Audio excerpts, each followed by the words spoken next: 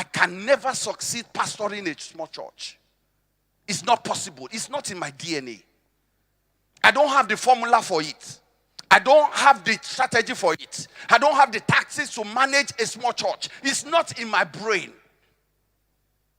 I see a big church. I see a big church all over the whole place. Why? Because God has said that the whole world is open to us for souls to come in. What am I doing with 200 people? But yet you still have some pastors. They say there are certain people God give big churches to. And there are certain people God gives small churches to. From where? Which Bible are you reading? When the apostles went out, they were even evangelizing in villages. Village, somebody say village. Bible says thousands were added to the church. They did not have television ministry. They did not have flyers. They did not have social media that was going to broadcast. They only went to hold a meeting. And thousands were added to the church. Dream big. Because we have a big God who has a big plan for us. He has a big plan for you. In your finances, dream big. Spiritual development this year, dream big. The kind of corporation you want to start, dream big. When we go out on evangelism this year, let us dream. It's not the one that we are going and we are targeting 1 or 2 people. Let us begin to target our city. Somebody say amen. When the apostles went out in the city of Ephesus, Bible says they ministered the word grew mightily. And Bible says that they turned they turned the city upside down. They took over the city. Don't let us spend 1 year and say, all we have brought to you, Lord, is 1 soul at the end of the year. Come on, wake up. Dream big. Dream big. Dream big. Dream big. And you're going to be helping yourself. If you want to dream big this year, you have to know who are the people that are hanging around you. 2 kinds of people can hang around you and influence you when it comes to your dream. You have some guys that will tell you, no, what you want to do is too big, you can't do it. And then you have some other kind of people that will say what you want to do is too small. Make it bigger. Relate with those who will tell you your dream seems too small. Make it bigger. Make it bigger. The dream I had when I moved to Nigeria in 2003, the dream I had was just for me to just be renting a house in a very safe place. One safe estate. One safe estate in Ojota. Ojota. That was my dream. I had houses in England. I had houses in America. I thought the rent will come. And I would just be using that to just pay and just stay safe. And each time Pastor Matthew came to Nigeria, and he asked me, Femi, what are you doing with your property? I tell Pastor, Pastor, I'm fine where I am. It's safe where I am. The estate is safe. Everything is safe.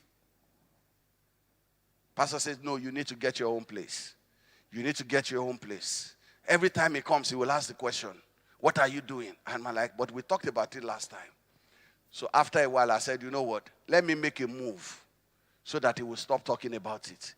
One of the best, smartest decisions I've ever made since coming back to Nigeria was building the house we built in 2004. We didn't seem ready to build the property, but we built it. That property today is paying my children's school fees in England.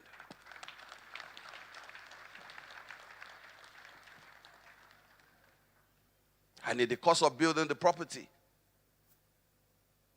I wanted to build a certain number of houses there. And one person came. The person that was supposed to build, he came and he said, no, that one, no, number of houses you want to build is too big over here. It's too much.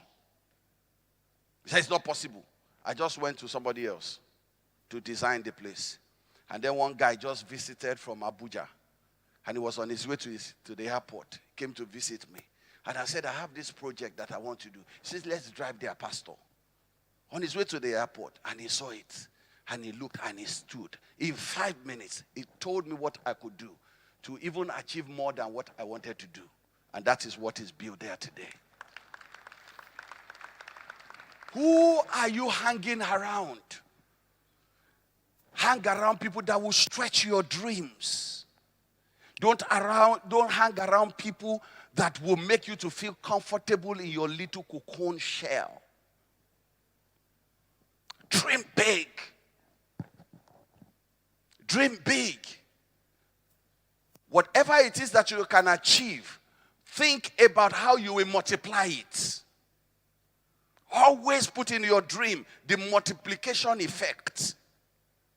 If I can achieve this, it means that I have all that I need to achieve it. Now what I need to think about in my dream is, how do I multiply this? How do I multiply this? How do I multiply this? If you have a shop that is successful, how do I multiply this shop over the city? Dream big. Am I talking to somebody today?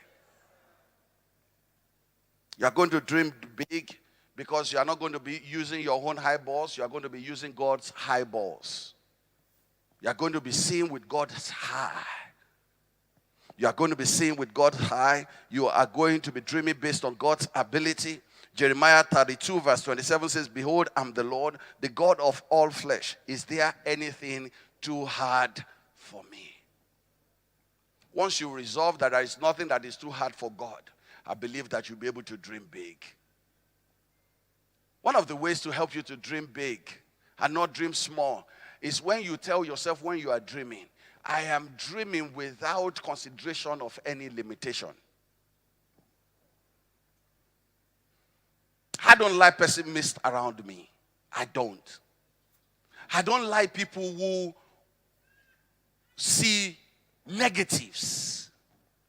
I don't like people who dwell on negatives. Tell me the good thing that you have seen. Tell me what is good about what we are talking about. What is good about where we are. What is good about what we want to do. Number 4. Very important. In Joshua chapter 1 verse 5, it becomes important that you consolidate your place in God. You want to take over? You sure need God. No man shall be able to stand before you all the days of your life. As I was with Moses, so I will be with you. I will not leave you or forsake you. Somebody say God factor. If God be with you, who can be against you? God was saying to Joshua, you have a lot to do, a lot to take over, but guess what?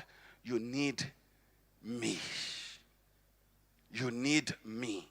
My brother, my sister, you need God this year. You need God this year.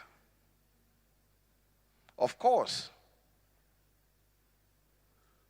We went through a year a couple of years ago, 2020, where the world was hit with something that a lot of people didn't anticipate. Even if a pastor saw it, it was not shown to him like the way that it came on the universe. So now we understand that we are even in the end times, and the end times prophecies seems to be coming to manifest itself now.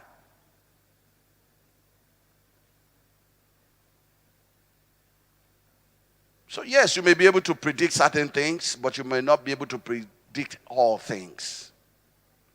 The Bible says we know, but we know in part.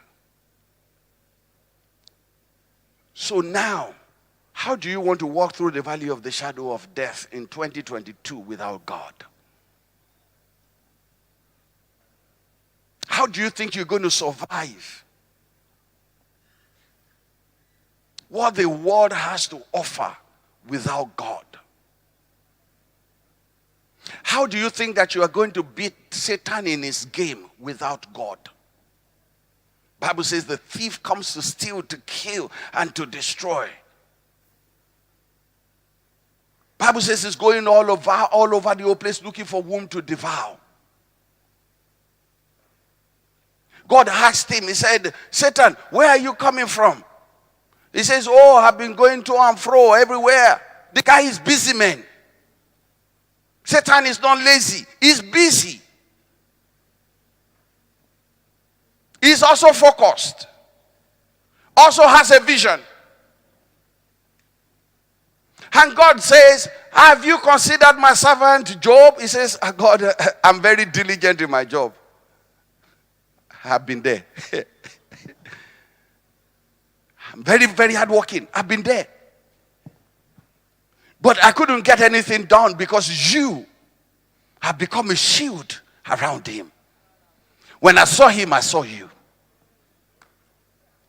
When I saw his family, I saw you. When I saw his business, I saw you.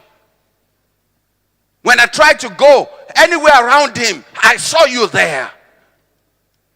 He's consolidated his relationship with you in such a way that I'm not able to penetrate. He says that's the reason why the guy keeps on praising you. Because of all the goodies that you have given to him. God says, no, I have a deep relationship with him. He has established a deep relationship with me that has nothing to do with the things that I've given to him. He says, well, I'll prove that to you. You go and take everything, but I'm not permitting you to take his life. Before you can take his life, you have to take me. And you cannot take me, so you can't take his life.